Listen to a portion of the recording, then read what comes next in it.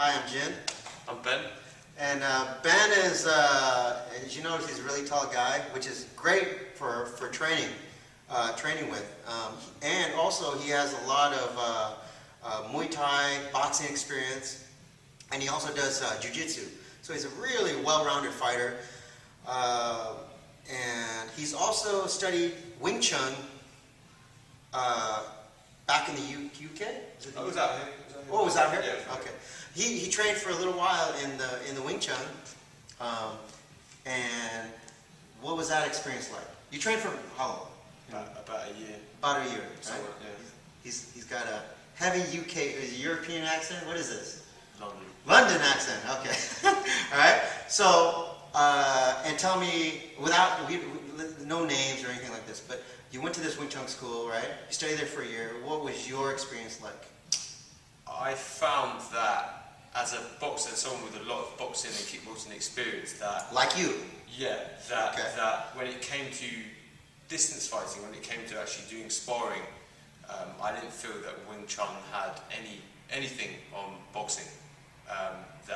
So they would put on the gloves, right? The sparring equipment, right? Yeah. Okay, and then you go in there and you go with the spar, right? Spar, yeah. But you wouldn't use your Wing Chun. You would probably start using your boxing. Using my boxing Right? skills, and yeah. Okay. And I found that anyone could ever learn anything, and I could usually, my footwork was better, and my timing was better, and my distance was, without meaning to disrespect anyone. No. You use what worked for you. Yeah, I used what worked for me, and I Right? found that's how I became disillusioned with Wing Chun, was I didn't think that it So you thought at that time this Wing Chun Doesn't is crap, right? doesn't work. Okay, so he was going in there and they were sparring. After he was there a year, he started sparring, right? But and he was just killing people without even using the Wing Chun. He was just using the boxing, right? Bam, bam, bam. And he was just he realized that he was moving, evading, hitting, moving, right, defending, and using good old-fashioned boxing and Muay Thai, and he was destroying these Wing Chun guys. And they were good. I mean, they could fight, but it just the science was better. I felt for distance fighting. Right. Okay. So something you felt was missing, or you felt that the Wing Chun, the way you were being taught there, it was not for you. Not for me. Right. Okay. And so that I know is the point of view of a lot of people out there, especially people who are not in Wing Chun and who spar against Chinese boxers, and they just annihilate the Wing Chun guys using good old-fashioned boxing or kickboxing. So I completely understand, right? Now Ben is a student of mine. He came in. He works out at the gym. He's a member, and he saw us doing Wing Chun, so he wanted to kind of try it, right? So I told him, okay, let's try it. So we do a lot of sticky hands and the trapping and stuff. But what would you say is different from the way you were taught for a year and then how you're being taught now, right? That you don't, the way you teach it, you don't try to do distance fighting with me. You don't try and play that game. You play your game. Right. Force you to play my game, which is what? The sticky hands, right? And I'll say this for anyone who doesn't believe it, that I tried, we'd in Chisa or in touching range, and I tried to hit him. I really did try to hit him, and I couldn't do anything. And I found myself, or you try to move away, you try to use your footwork, you try to move, you try to get out, right? Nothing. Okay. But what happens? I got closed down. You can't use. I do not allow you to use your boxing skills because why? He's bigger, stronger, faster, a little younger. Okay, a lot younger, right? So I'm not trying to say that what I'm doing is better or worse, but I'm just trying to say is that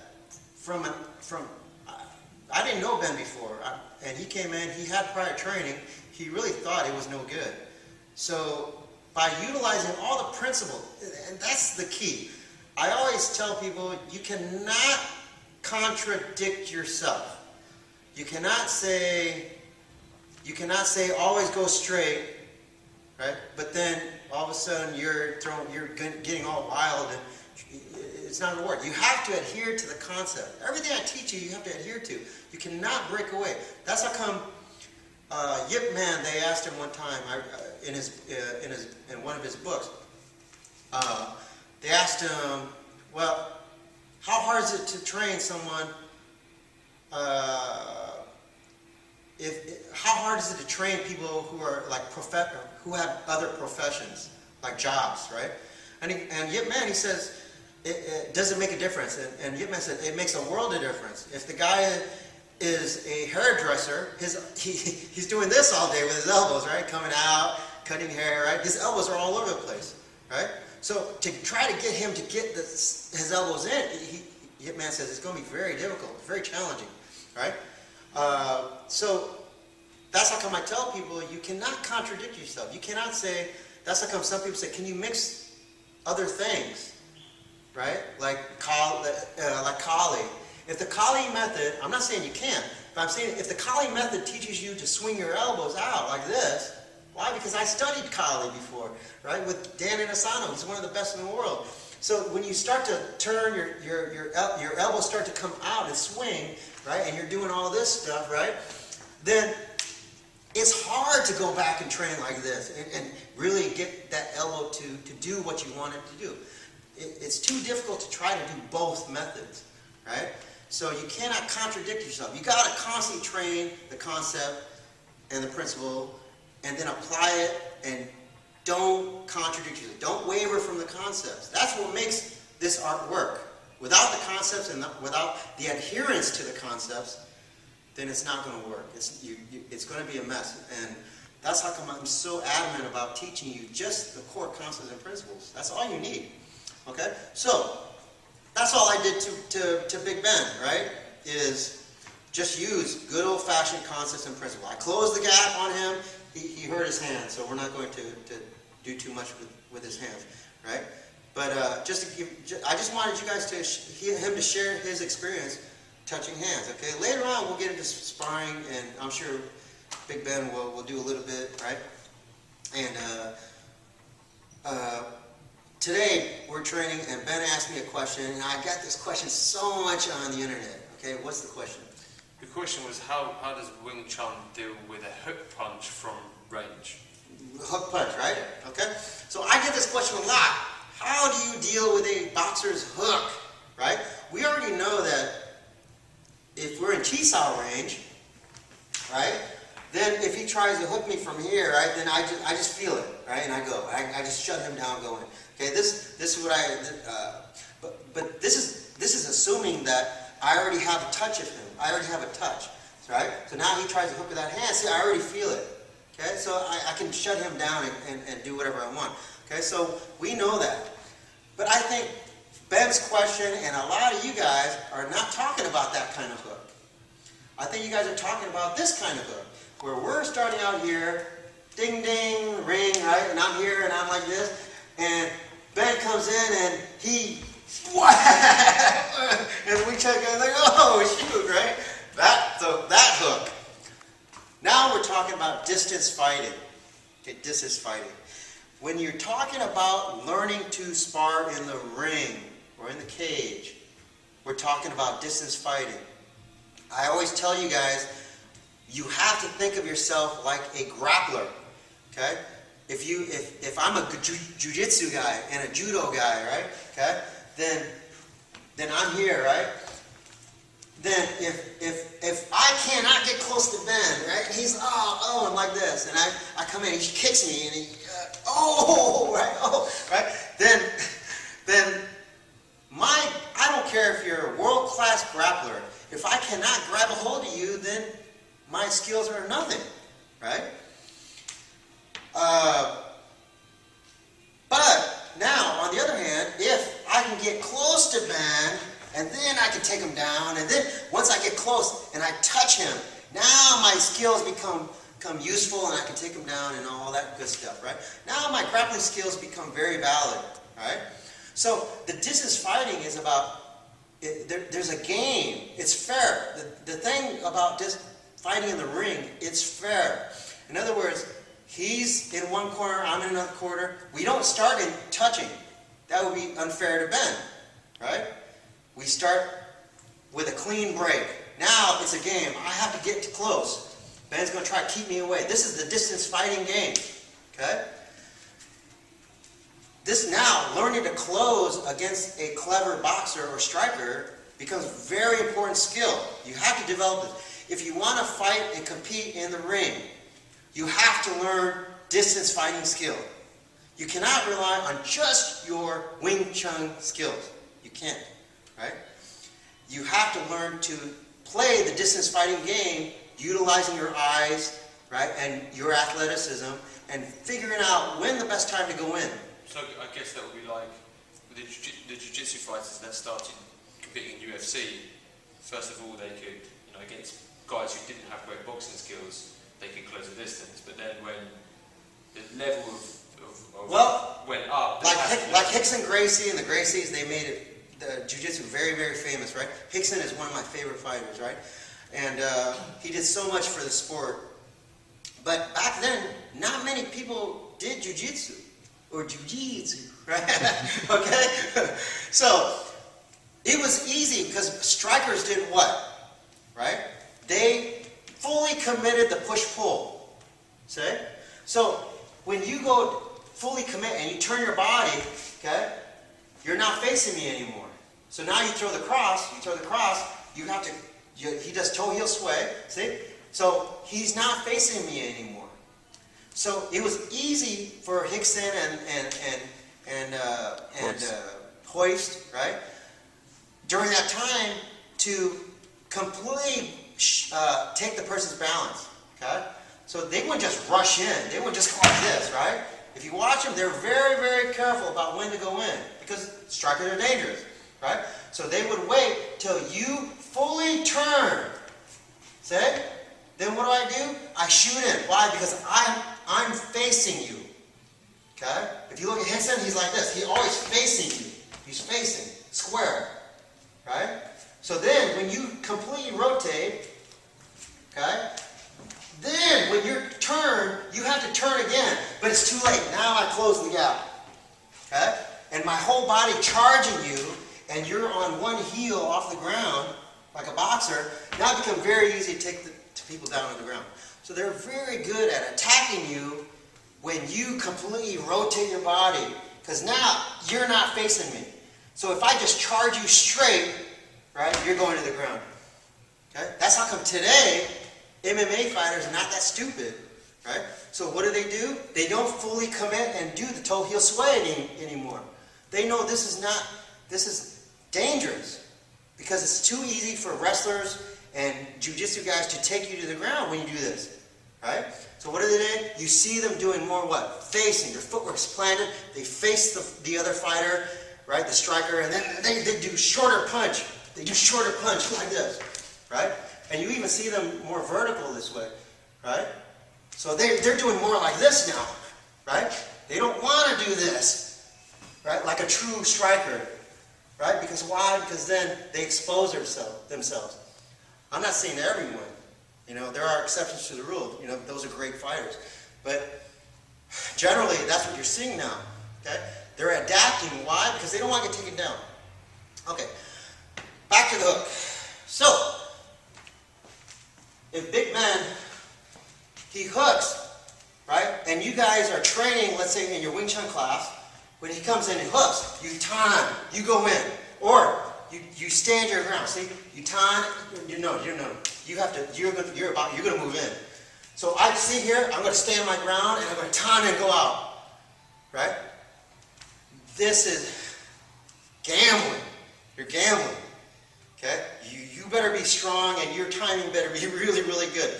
And you're rolling the dice because if your timing is off even a little bit, boom, you're going to get hit. Okay. Dangerous. And that's what happens. Another thing they train you a lot in Wing Chun schools, they teach you to do, is when he goes to hook, right, you go in. See, I step in. I step in and I meet him. Okay? But again, what are you doing? You're gambling. If you're young and fast and you're very quick, okay, maybe you have a shot. Okay?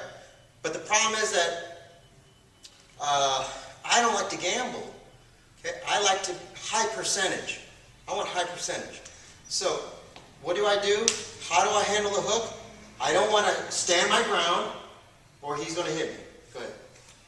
Right? I don't want to try to do anything here. I don't want to step in when he comes in. Right? That's also going to be a dangerous game for me. So, what do I want to do? I always tell you guys, half a step out of boxing range.